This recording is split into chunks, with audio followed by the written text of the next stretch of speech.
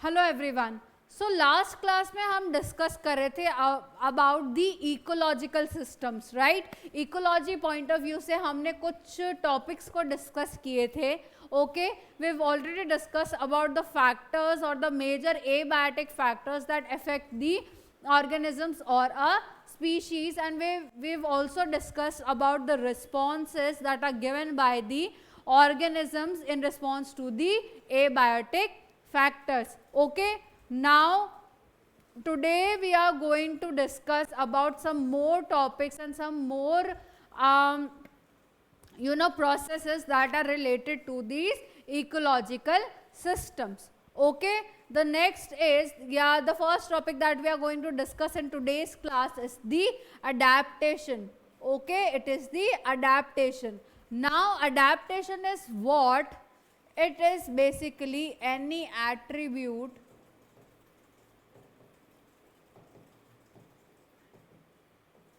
of an organism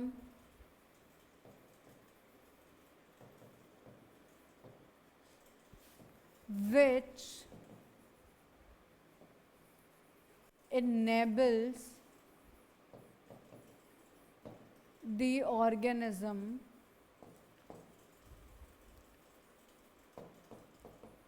to survive and reproduce in a habitat.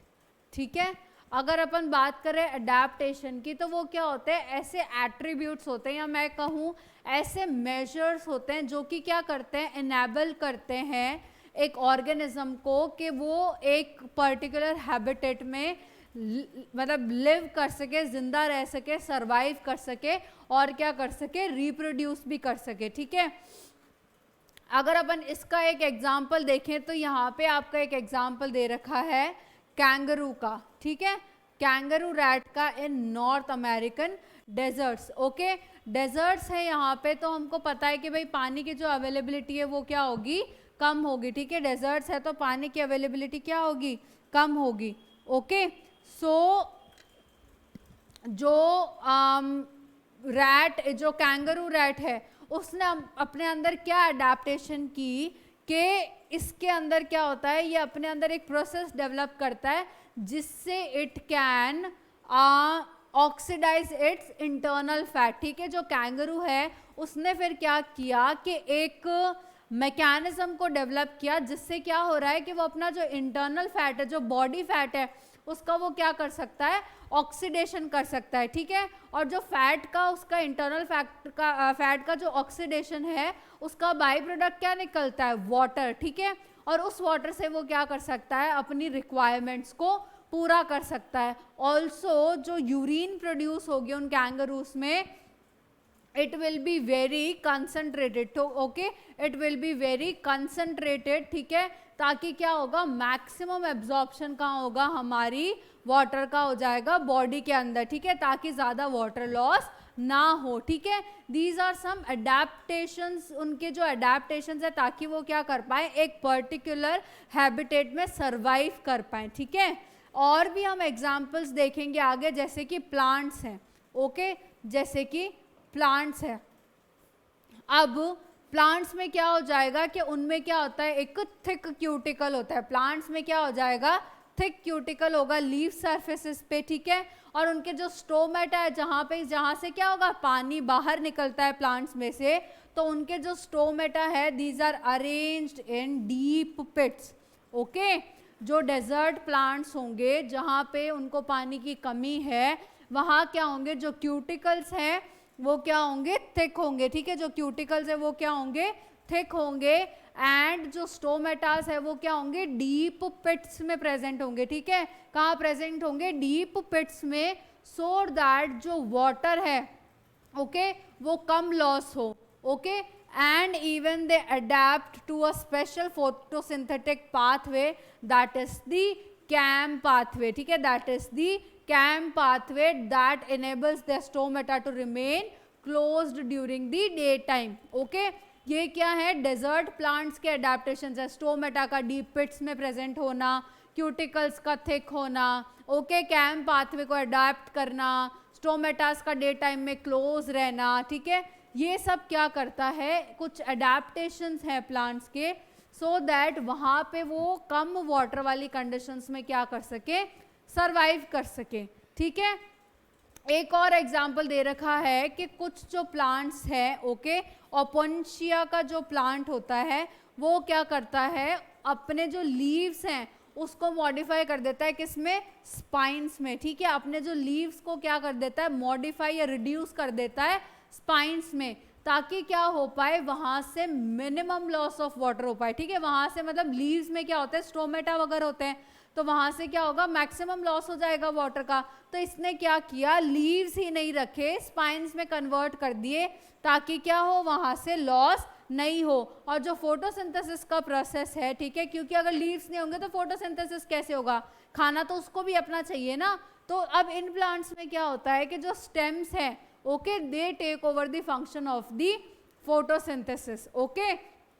तो this is what I mean by the adaptation, ठीक है, कि organisms क्या करते हैं, अपने इन्वायरमेंट के हिसाब से अपने क्या आप खुद में क्या लाते हैं, चेंजेस लाते हैं, ताकि वो ऐसे इन्वायरमेंट्स में क्या कर पाए, सरवाइव कर पाए, ठीक है। और एग्जांपल्स में हम देख लेते हैं, एक एलेंस रूल है, ओके, एक यहाँ पे एलेंस रूल है, इसको थोड़ा और बड़ा कर लेते हैं। नाउ एलेंस रूल बेसिकली सेज के जो ऑर्गेनिजम्स हैं, ठीक है, जो क्या है, मैमल्स हैं जो कि कोल्डर एनवायरनमेंट में रहते हैं, ठीक है, जो मैमल्स हैं जो कोल्डर एनवायरनमेंट में रहते हैं उनमें क्या होंगे, शॉर्ट ईयर्स होंगे, ठीक है, शॉर्टर या स्मॉलर ईयर्स और स्मॉल लिम्स होंगे, ठीक है, स्मॉल ईयर्स और स्मॉल लिम्स होंगे, ताकि उनसे क्या हो, ज़्यादा हीट लॉस ना हो, सरफेस एरिया ज़्यादा ना हो उनका, और हीट लॉस भी क्या हो, मिनिमाइज हो, ठीक है। ये क्या होता है, एलेंस rule. Mammals from colder climates generally have shorter ears and limbs to minimize heat loss, ठीक है, और इसको हम क्या बोलते हैं, एलेंस रूल। अनादर एडेप्टेशन की अगर अपन बात करें, ठीक है, तो वो क्या हो जाएगा, पोलर सीज में जो सील्स होती है, ओके, इनके ऊपर क्या होता है, इन सील्स के ऊपर एक थिक लेयर होती है, ठीक है, एक थिक लेयर होती है फैट की, जिसको हम क्या कहते हैं, ब्लबर कहते हैं, ठीक है, ताकि वो क्या करती है, पोलर एरिया से तो मतलब ठंड बहुत ज़्यादा है, ठीक है, तो अगर वहाँ से हीट लॉस होता रहा, ठीक है, तो वो बॉडी वो ऑर्गेनिज्म वहाँ पे कैसे सरवाइव करेगा। तो इसका अडेप्टेशन क्या है कि it forms a thick layer around its body, fat की एक थिक लेयर बना देते हैं, ठीक है, which is known as the blubber, okay. ये कैसे एक्ट करती है, it acts as an insulating layer, it acts as what, insulating layer, ताकि क्या हो, minimum loss of the heat हो बॉडी से, ठीक है, ताकि क्या हो, मिनिमम लॉस हो हीट का from the body, okay. Again हम एक और एग्जाम्पल लास्ट देखेंगे, ओके, बाकी you can read it from here. एक और एग्जाम्पल अगर अपन देखें तो जो हम ह्यूमंस होते हैं, ओके, जो नॉर्मल हम जगह पर रह रहे हैं, नॉर्मल जैसे suppose I live in Rajasthan, मैं यहीं रह रही हूँ, ठीक है, लेकिन अगर हम कहीं माउंटेन या हिली एरियाज में चले जाते हैं, या हम कहीं पहाड़ चढ़ने चले गए, ठीक है, तो अपन को पता है कि वहाँ पे जो एटमॉस्फेरिक प्रेशर होता है वो क्या होता है, कम होता है, ठीक है, वहाँ पे अगर अपन हाइट्स पे चले जाते हैं तो वहाँ का जो एटमॉस्फेरिक प्रेशर होता है वो क्या होता है, काफ़ी कम होता है। और ये चीज़ हमको पता है कि भाई रेस्पिरेशन जो होता है वो कब होता है, जब लंग्स का जो प्रेशर हो, ठीक है, वो कम हो फ्रॉम दी एटमॉस्फेयर, ठीक है, लेकिन जब हमारे एटमॉस्फेयर का ही प्रेशर कम है तो हमको रेस्पिरेशन या ब्रीदिंग में क्या होती है, प्रॉब्लम होती है, हमको O2 की जो अवेलेबिलिटी है वो नहीं मिल पाती सफिशिएंट, ठीक है, लेकिन और इस चीज़ को अपन क्या बोलते हैं, एल्टीट्यूड सिकनेस, ठीक है, वहाँ पे जाके हमको नॉजियाटिक फील होता है, ठीक है, फटीग फील होता है, ये बेसिकली क्या होता है, एल्टीट्यूड सिकनेस के साइंस और सिम्टम्स होते हैं, ठीक है। अब इसके लिए अडेप्ट कैसे करता है कि ऐसा नहीं है कि अब वहाँ पे जाके भाई कंटिन्यूसली ऐसा ही लगेगा। हमारी बॉडी क्या करती है, ऐसे एनवायरनमेंट में खुद को अडेप्ट कर लेती है, ठीक है। अब ये लो ऑक्सीजन अवेलेबिलिटी के लिए कैसे अडेप्ट करेगी कि जो अपने जो रेड ब्लड सेल्स है, ओके, उसका नंबर क्या करेगी, ये बढ़ा देगी, increasing the red blood cell production, ठीक है, decreasing the binding affinity of haemoglobin and by increasing the breathing rate, ठीक है। अपनी बॉडी क्या करती है, रेड ब्लड सेल्स को बढ़ा देती है, उसकी वजह से हीमोग्लोबिन का अमाउंट भी बढ़ जाएगा, ओके, और जो ब्रीदिंग रेट है उसको क्या करता जाएगा, इंक्रीज करता जाएगा, ठीक है। This is how it compensates for the low oxygen availability. तो these are some basic adaptations जिसकी वजह से कि जो ऑर्गेनिजम्स है उनका चाहे फेवरेबल एनवायरनमेंट नहीं भी होता, ठीक है, लेकिन वो अपने बॉडी में क्या करते हैं, कुछ ऐसे चेंजेस लाते हैं, कुछ ऐसे मेजर्स अडेप्ट करते हैं ताकि जिसकी हेल्प से वो वहाँ क्या कर पाए, सरवाइव कर पाए और रिप्रोड्यूस कर पाए, ठीक है। तो this is basically what I mean by the adaptation, ठीक है। नेक्स्ट टॉपिक जो हम डिस्कस करेंगे that would be the population attributes, ठीक है, पॉपुलेशन एट्रीब्यूट्स। अब पहली बात तो पॉपुलेशन क्या होती है, ये हम इसको पीछे ही लेके चलते हैं। अगर अपन बात करें पॉपुलेशन की, तो पॉपुलेशन क्या होती है, पहली बात तो हम जनरली कह देते हैं कि भाई ओ इस पॉपुलेशन में इतने लोग हैं, इस पॉपुलेशन में इतने लोग हैं। पॉपुलेशन मतलब अपन कह सकते हैं ग्रुप ऑफ स्पीशीज बेसिकली, है ना, ग्रुप ऑफ स्पीशीज कह सकते हैं या ग्रुप ऑफ ऑर्गेनिज्म भी कह सकते हैं, ओके। तो ये जो देर आर सम मेजर्स और some attributes that are specific to the populations only, ठीक है। कुछ एट्रीब्यूट्स, कुछ मेजर्स हम क्या कर सकते हैं, इंडिविजुअल्स में नहीं कर सकते, ठीक है। पॉपुलेशन एट्रीब्यूट्स में सबसे पहले अगर अपन चीज देखें तो ये हो सकती है कि जो इंडिविजुअल पर्सन होगा, ठीक है, सपोज मैं हूं, तो मेरा बर्थ होगा, मेरा बर्थ हुआ है, ओके, और मेरी डेथ होगी। मतलब एक सिंपल सी चीज है कि एक ऑर्गेनिज्म का एक बर्थ होता है और एक डेथ होता है, लेकिन when it comes to the population वो क्या होगी, बर्थ रेट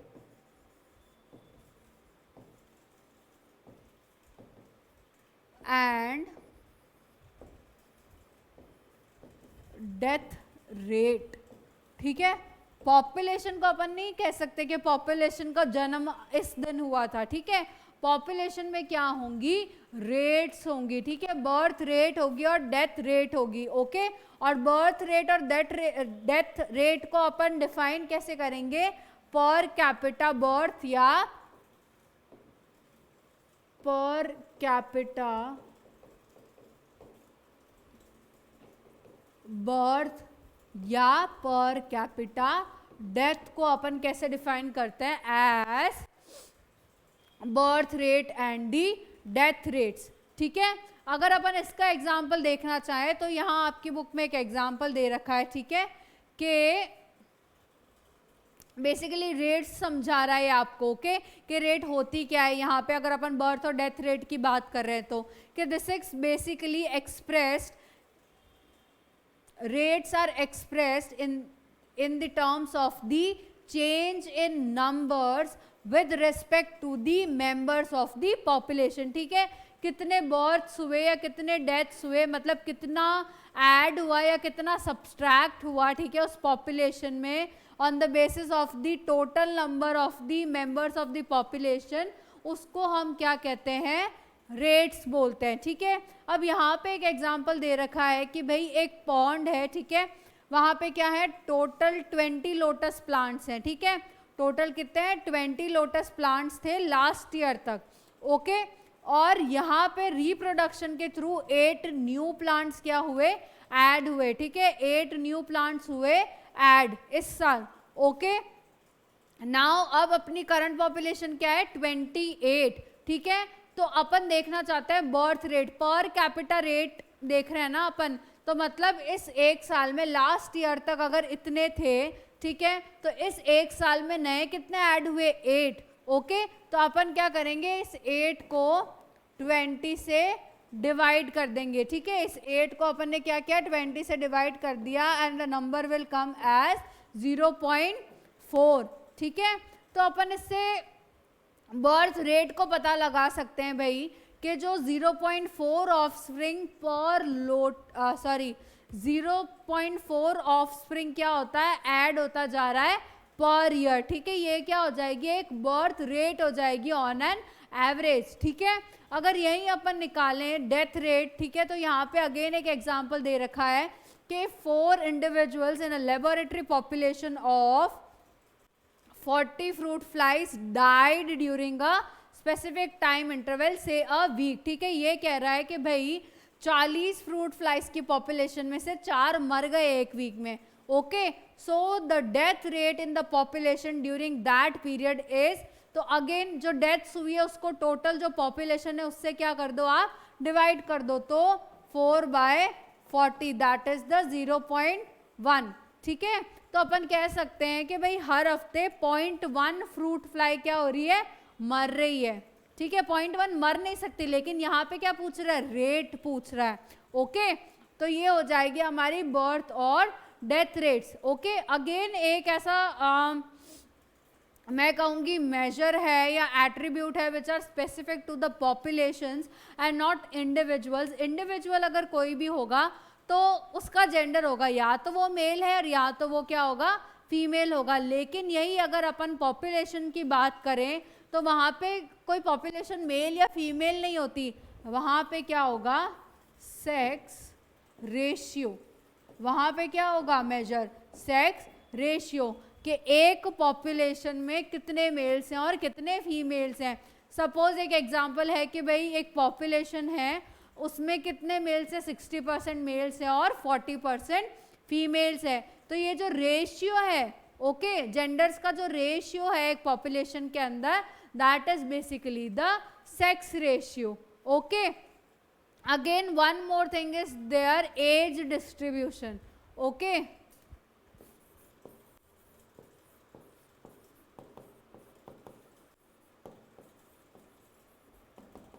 एज डिस्ट्रीब्यूशन, अब जब हम एज डिस्ट्रीब्यूशन की बात करते हैं तो अगेन अगर अपन एक इंडिविजुअल की बात करेंगे तो एक पर्टिकुलर एज होगी कि भाई ये 20 इयर्स का है या 40 का है, 50 का है, जो भी। लेकिन अगर हम एक पॉपुलेशन की बात कर रहे हैं तो हम बात करेंगे एज डिस्ट्रीब्यूशन की, ठीक है। कि सपोज एक पॉपुलेशन है तो उसमें ओल्ड एज पीपल कितने हैं, ठीक है। ओल्ड एज को सपोज हम कंसिडर कर रहे हैं फ्रॉम 60 to 100 ईयर्स, ठीक है। तो ओल्ड एज पीपल कितने हैं, ओके। मिडल एज को सपोज हम कंसिडर कर रहे हैं फ्रॉम 40 to 60, तो हम देखेंगे कि भाई इस एज ग्रुप में कितने लोग लाए कर रहे हैं ना। तो ये क्या होता है, एज डिस्ट्रीब्यूशन, कि किस एज ग्रुप में कितने लोग लाए कर रहे हैं, ठीक है। यहाँ पे हम एक एज डिस्ट्रीब्यूशन का एक पिरामिड को डिस्कस करेंगे, ठीक है, ठीक है। एज डिस्ट्रीब्यूशन के हम क्या करेंगे, इन पिरामिड्स को डिस्कस करेंगे, बिकॉज एज डिस्ट्रीब्यूशन और these pyramid says a lot about a population, ठीक है। कि वो क्या कर रही है, ग्रो कर रही है, ठीक है, या ग्रो नहीं कर रही, या स्टेबल है बिल्कुल। तो ये हमको कैसे पता चल सकता है, इन एज पिरामिड्स के थ्रू। अब इसमें जो एज पिरामिड्स हैं, ठीक है, उसमें क्या है, 3 फेजेस लिए गए हैं, ठीक है। एज पिरामिड्स में क्या लिए गए हैं, 3 फेजेस लिए गए हैं। यहाँ पे एक पर्टिकुलर एज नहीं बताई है, यहाँ पे क्या ले लिए, फेजेस ले लिए हैं, ठीक है। एक हो गया प्री रिप्रोडक्टिव फेज, एक हो गया रिप्रोडक्टिव फेज और एक हो गया पोस्ट रिप्रोडक्टिव फेज, ठीक है। कि भाई कुछ ऑर्गेनिजम्स क्या है, प्री रिप्रोडक्टिव फेज में अभी तक, ठीक है।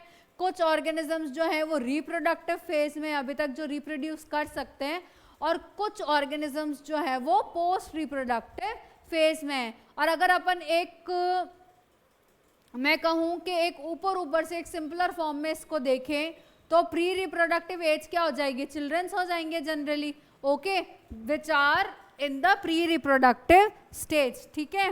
उसके बाद जो रिप्रोडक्टिव स्टेज में है वो हम कह देंगे कि जो नॉर्मल टीनेज पीपल हैं और टीनेज पीपल और जो मिडिल एज पीपल हम कह सकते हैं 30-40 ईयर्स तक के है ना, वो हैं। और पोस्ट रिप्रोडक्टिव में क्या आ जाएंगे, ओल्ड एज पीपल आ जाएंगे जो कि 50 क्रॉस कर चुके हैं। ओके, ऑन एन एवरेज अपन ये मेजर्स मान लेते हैं, ठीक है। तो अब यहाँ पे अपन को क्या दे रखे हैं, 3 ग्राफ्स दे रखे हैं या 3 पिरामिड्स दे रखे हैं, ठीक है। अब 3 पिरामिड्स में कौन से टाइप से, एक एक्सपैंडिंग पॉपुलेशन है, एक स्टेबल पॉपुलेशन है और एक क्या है, डिक्लाइनिंग पॉपुलेशन है, ठीक है। अब हम ये सब किसके बेसिस पे बोल रहे हैं, on the number of people involve in these particular groups, ठीक है। अगर जो हमारा प्री रिप्रोडक्टिव फेज की जो पॉपुलेशन है इट इज मोर, ठीक है, then the reproductive and the post reproductive population, इसका मतलब क्या है, हमारी पॉपुलेशन अच्छे से ग्रो कर रही है, हेल्दी पॉपुलेशन है, ठीक है। वो बराबर क्या कर पा रही है, अपन नॉर्मल बात को टर्म्स में ले ही किस में रहे हैं कि भाई एक जो इंडिविजुअल है वो क्या कर रहा है, एक हैबिटेट में अच्छे से ग्रो कर पा रहा है, कि भाई अगर वो एक तो सरवाइव कर रहा है वहाँ पे और अच्छे से रिप्रोड्यूस कर पा रहा है, ठीक है।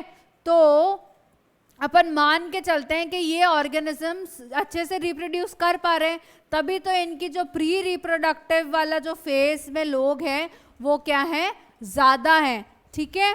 उसके बाद रिप्रोडक्टिव में और उसके बाद पोस्ट रिप्रोडक्टिव में ओल्ड एज पीपल क्या है, सबसे कम है। ओके, तो ये पॉपुलेशन अपन क्या बोलेंगे, एक्सपैंडिंग, मतलब ये क्या कर रही है, ग्रो कर रही है, नए बच्चे पैदा हुए जा रहे हैं, ठीक है। इसीलिए प्री रिप्रोडक्टिव के जो एज डिस्ट्रीब्यूशन है वो क्या है, यहाँ पे ज़्यादा है, ठीक है। उसके बाद में हम आते हैं स्टेबल पिरामिड के ऊपर, ठीक है। इसमें अगर आप देखेंगे तो प्री रिप्रोडक्टिव और रिप्रोडक्टिव फेज का जो एज ग्रुप है वो क्या है, सिमिलर नंबर में ही है, ठीक है। प्री रिप्रोडक्टिव और रिप्रोडक्टिव का जो एज ग्रुप है वो क्या है, ऑलमोस्ट सिमिलर लेवल का है या सिमिलर नंबर का है, ठीक है। तो इसलिए अपन इसको क्या बोल रहे हैं, स्टेबल पॉपुलेशन, ठीक है। लेकिन अभी भी यहाँ पे जो पोस्ट रिप्रोडक्टिव है वो क्या है, कम ही है, ठीक है। लेकिन जो डिक्लाइनिंग पॉपुलेशन है, ठीक है, इसको हम डिक्लाइनिंग क्यों कह रहे हैं, क्योंकि जो यहाँ पे प्री रिप्रोडक्टिव फेज के लोग हैं it is lesser as compare to the reproductive phase people, ठीक है। ये क्या है, लेस है as compare to the reproductive state phase people and even the post reproductive phase people, ठीक है।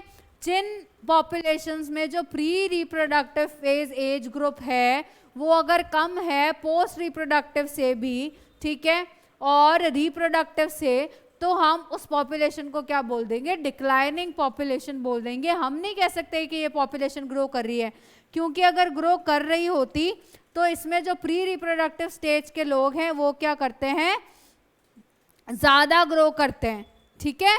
तो these are basically the population attributes, okay. अब अनदर एक मेजर है, मैं कहूँ कि जो पॉपुलेशन होती है उसमें एक और एट्रीब्यूट ऐड हो सकता है, दैट इज दी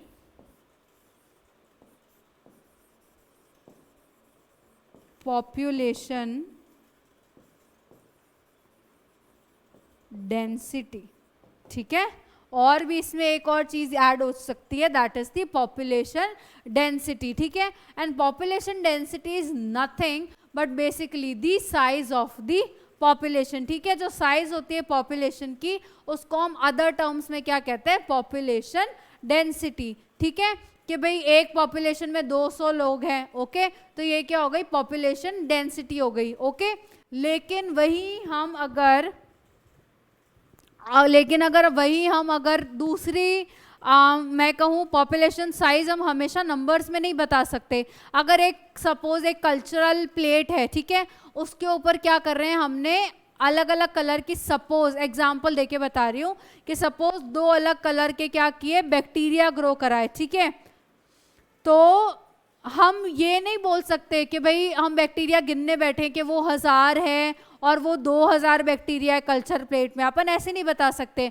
उस केसेस में अपन क्या बताएंगे कि जो विजुअली अपन को दिख रहा है, सपोज कि भाई रेड कलर अपन को कल्चरल प्लेट में ज़्यादा दिख रहा है as compare to the blue ones, okay. तो अपन फिर क्या करेंगे, रिलेटिव डेंसिटी बताता है कंपैरिजन के बेसिस पे कि भाई the red population is more as compare to the blue one, okay. तो पॉपुलेशन डेंसिटी में दोनों ही चीजें आती है, एक तो एग्जैक्ट नंबर्स आ जाएंगे, ठीक है, और एक क्या आ जाएगी, रिलेटिव पॉपुलेशन, जिसमें हम क्या कर रहे हैं कि एक पर्टिकुलर रीजन में, ठीक है, जब दो स्पीशीज या दो ऑर्गेनिजम्स अगर ग्रो कर रहे हैं तो हम उनका क्या कर लेते हैं, रिलेटिव डेंसिटी निकाल के बता देते हैं पॉपुलेशन साइज को कि भाई ये वाला इससे थोड़ा ज़्यादा है। तो हम ऐसे ही काफ़ी सारी चीज़ों का पता लगा सकते हैं, और जो पॉपुलेशन साइज है उनको भी हम क्या कर सकते हैं, इजीली रिलेटिव डेंसिटी के टर्म्स में हम एक्सप्रेस कर सकते हैं, ओके।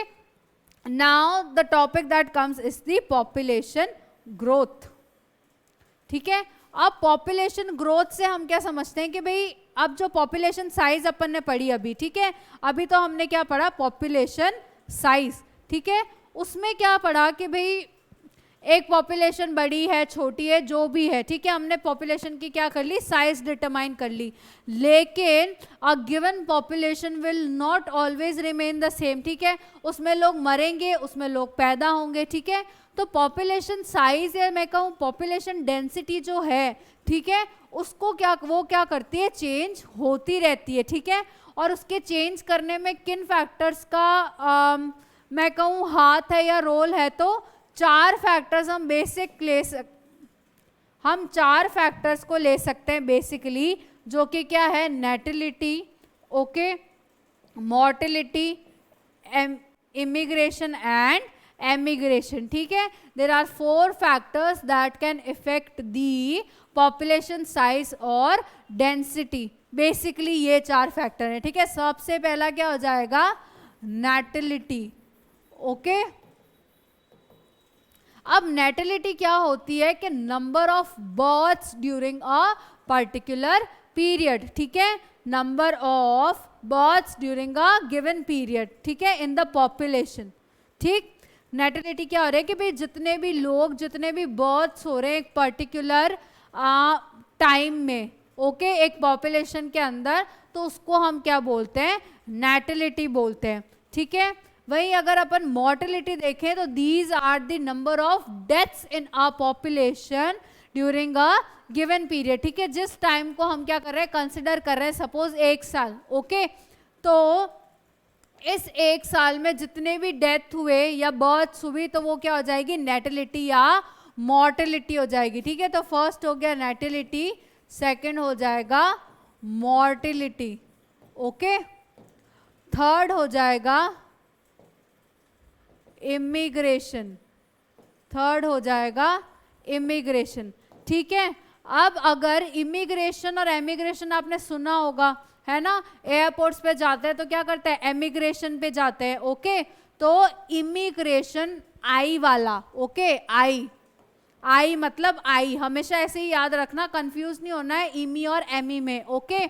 आई इमिग्रेशन जो होता है, ठीक है, आई से जो स्टार्ट हो रहा है उसको हमेशा आई से ही याद रखना कि मतलब पॉपुलेशन क्या आ रही है, अंदर आ रही है, ठीक है। तो इसको अपन क्या बोलते हैं, इमिग्रेशन के when the individual of the same species enter a given habitat, ठीक है, from elsewhere during a given time period, ठीक है। जो अपन टाइम पीरियड जो अपना कंसिडरेशन में है, ठीक है, उस टाइम पीरियड के अंदर अगर कोई स्पीशीज या इंडिविजुअल्स क्या कर रहे हैं, वॉक इन कर रहे हैं एक हैबिटेट के अंदर, तो अपन उसको क्या कंसिडर करेंगे, इमिग्रेशन। एंड उसका उल्टा क्या हो जाएगा, एमिग्रेशन, ठीक है, उसका उल्टा क्या हो जाएगा, एमिग्रेशन, ठीक है। एमिग्रेशन मतलब number of individuals of the population who left the habitat and gone elsewhere during the time period under the consideration, ठीक है। तो अपन इतनी चीज समझ सकते हैं कि भाई जो नेटिलिटी और एमिग्रेशन है, जो नेटिलिटी और एमिग्रेशन है वो क्या कर रहे हैं, अपनी जो पॉपुलेशन साइज या जो डेंसिटी है उनको बढ़ाने में क्या कर रहे हैं, हेल्प कर रहे हैं, ठीक है, क्योंकि ये क्या है, नंबर ऑफ बर्थ्स है ना ड्यूरिंग अ गिवन पीरियड, और इमिग्रेशन भी क्या है, individuals walking into a habitat during a given period. तो इन दोनों से क्या हो रही है, पॉपुलेशन या लोग ऐड ऑन हो रहे हैं। ओके, और अगेन अगर अपन बात करें मोर्टेलिटी की और एमिग्रेशन की, तो इसमें क्या होगा, लोग कम हो रहे हैं पॉपुलेशन से। मोर्टेलिटी मतलब डेथ नंबर्स, तो डेथ हो रही है तो लोग कम हो रहे हैं, ठीक है। और मोर्टेलिटी और एमिग्रेशन भी क्या हो रहा है कि लोग क्या जा रहे हैं, उस पर्टिकुलर पॉपुलेशन से दूर जा रहे हैं, ठीक है। तो यहाँ पे भी क्या हो रहा है, वो वहां से लीव कर रहे हैं या कम हो रहे हैं उस पॉपुलेशन से, ठीक है। तो जो मोर्टेलिटी है और जो एमिग्रेशन है वो पॉपुलेशन को कम होने में हेल्प करते हैं, या जो पॉपुलेशन साइज या डेंसिटी है उसको क्या करते हैं, डिक्रीज होने में हेल्प करते हैं। ओके,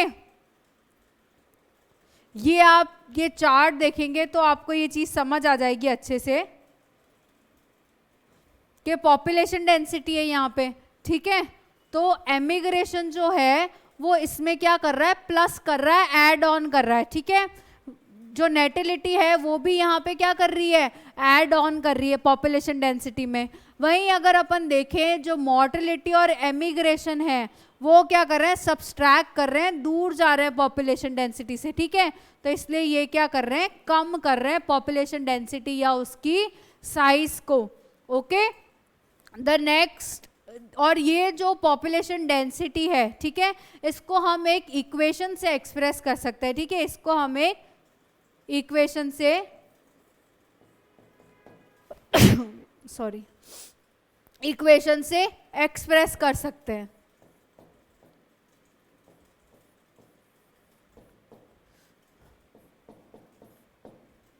माइनस नीचे लिख रही हूं, मोर्टेलिटी प्लस एमिग्रेशन, ठीक है। ये इक्वेशन होगी।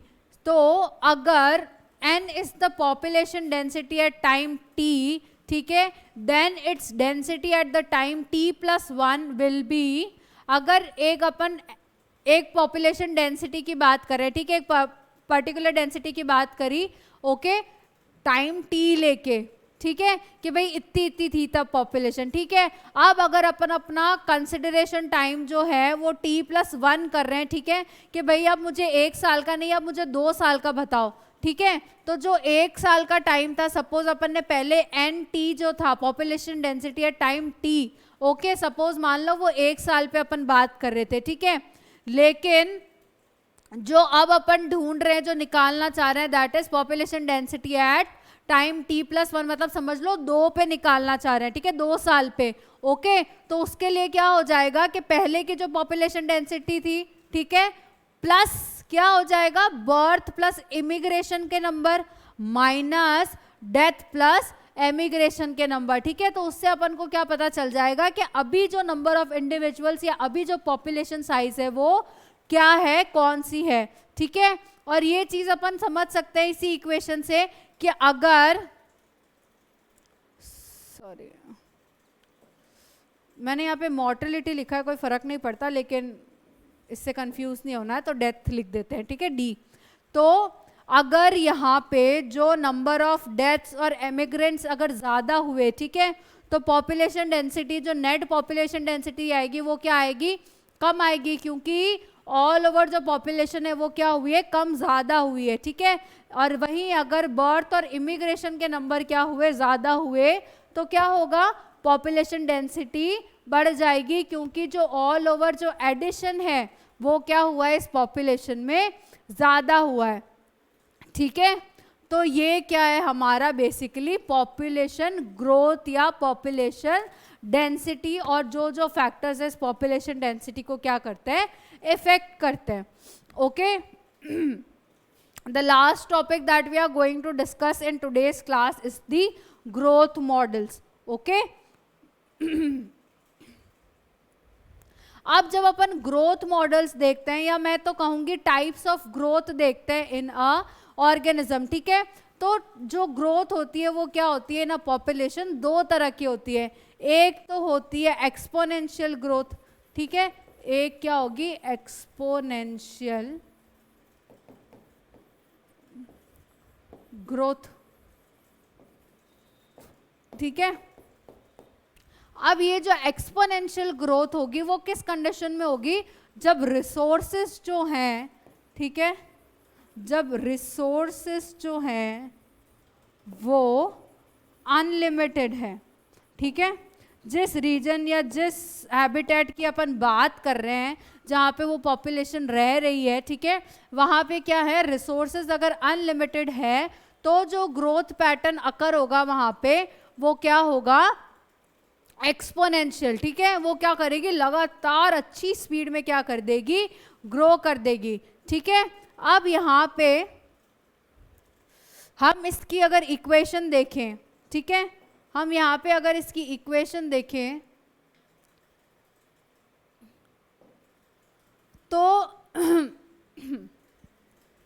ये यहाँ पे क्या बता रहा है, सबसे पहले यहाँ से पढ़ना चालू करते हैं कि if in a population of size n the birth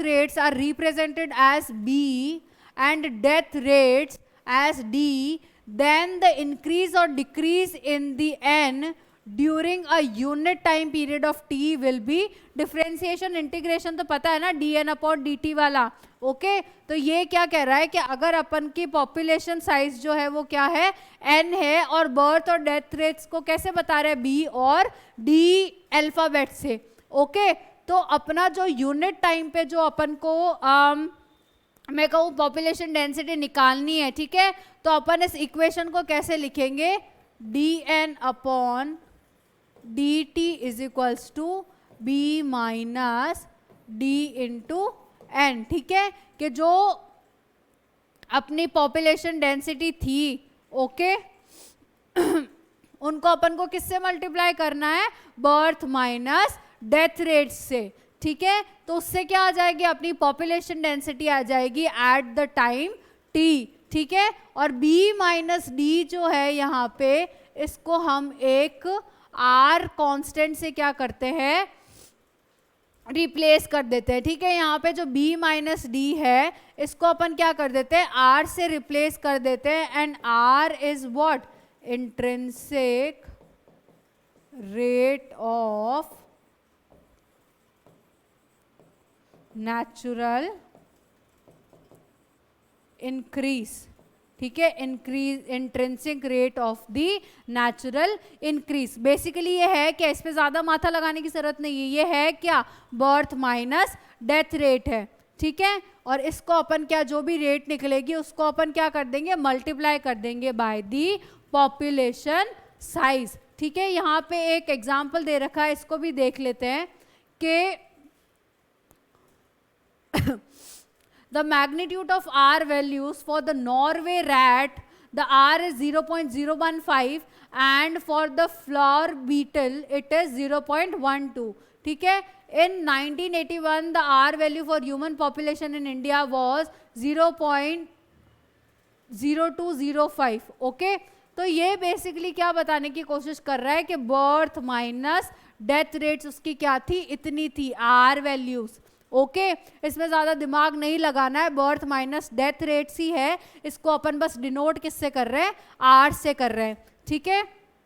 और ये जो कर्व आता है, ठीक है, the above equation describes the exponential और geometric growth pattern of population, ठीक है, and the results in a J shaped curve, ठीक है। ये क्या करता है, एक जे शेप्ड कर्व में क्या करता है, रिजल्ट करता है, ठीक है।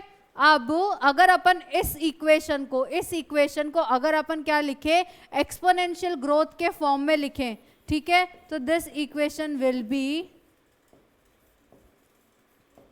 ठीक है, N T is equals to N naught E power R T, ठीक है, जो कि क्या है यहाँ पे, एन टी क्या है, population density after time T, ठीक है, एन नॉट क्या है, population density at time 0, okay, और R क्या हो जाएगी, intrinsic rate of natural increase है, ठीक है, और E क्या है, the base of the natural algorithms, जिसकी वैल्यू क्या होती है, 2.71828, ठीक है। इस इक्वेशन को जब अपन सॉल्व करते हैं तो अपन को क्या मिलता है, एक्चुअल नंबर्स मिल जाते हैं, ठीक है, कि भाई पॉपुलेशन डेंसिटी या साइज क्या है, ओके, उसका एक्सपोनेंशियल ग्रोथ कितना हुआ है। तो जब अपन इस एक्सपोनेंशियल ग्राफ को अपन अगर ड्रॉ करते हैं तो ये क्या होता है, एक जे शेप्ड ग्राफ होता है, ठीक है।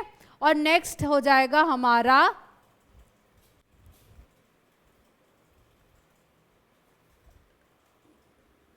लॉगिस्टिक ग्रोथ, ठीक है। लॉगिस्टिक ग्रोथ कब होती है कि जब हमारे जो रिसोर्सेज है वो लिमिटेड है, और एक्चुअल में तो रिसोर्सेज लिमिटेड ही होता है, ठीक है। कब अपन को अनलिमिटेड रिसोर्सेज मिले हैं, रिसोर्सेज तो हमेशा क्या होता है, लिमिटेड ही होता है। तो ये अपन कह सकते हैं कि भाई जो एक्चुअल ग्रोथ अकर होती है एक ऑर्गेनिज्म में, दिस इज दिस ग्राफ, ठीक है, जिसको अपन क्या बोलते हैं, लॉगिस्टिक ग्रोथ, ठीक है, लॉगिस्टिक ग्रोथ, ठीक है, जिसमें क्या हो रहा है कि रिसोर्सेज लिमिटेड है, ओके। और इसको अपन किस ग्राफ से बताएंगे, dn अपॉन dt, इसको अपन किस इक्वेशन से बताएंगे, dn upon dt is equals to rn upon k minus n by k, ठीक है। इसको अपन इस इक्वेशन से बताएंगे, ठीक है। dn upon dt is equals to rn by bracket में k minus n by k। बाकी सब आपको ऑलरेडी पता है, k is the carrying capacity. Carrying capacity मतलब कि जो हैबिटेट है, ठीक है, वो मैक्सिमम नंबर, जितनी भी मैक्सिमम नंबर ऑफ पॉपुलेशन को सपोर्ट कर सकता है without the degradation of the resources या इन्वायरमेंट, ठीक है। This is the basically the maximum carrying capacity. अगर अपन इसका लॉग फेस का अगर ग्राफ बनाते हैं, ठीक है, तो it will come as a sigmoid graph, ठीक है। सिग्मॉइड मतलब एस शेप ग्राफ, जिसमें क्या होता है, पहले तो एक लैग फेज आता है ग्रोथ का, ठीक है, मतलब धीरे धीरे होती है ग्रो। फिर क्या होगा, एक्सेलरेटेड ग्रोथ होगी, मतलब अचानक से अच्छी खासी एक्सेलरेशन से क्या होगी, ये ग्रोथ होगी। और फिर एक टाइम आएगा जब क्या होगा, इस पॉपुलेशन में कोई चेंजेस नहीं आएगा, ठीक है। तो जब अपन एक्सपोनेंशियल ग्रोथ का ग्राफ बनाएंगे, it will come as J shape, okay. And when we will draw a graph of the logistic growth, it will come as a sigmoid graph, okay, S shape graph, okay. So this is basically the types of growth that occurs in the population. In the next class we will discuss about some kinds of interrelationship between the species, okay, and then it will end our this chapter. That's all for today's class. Thank you.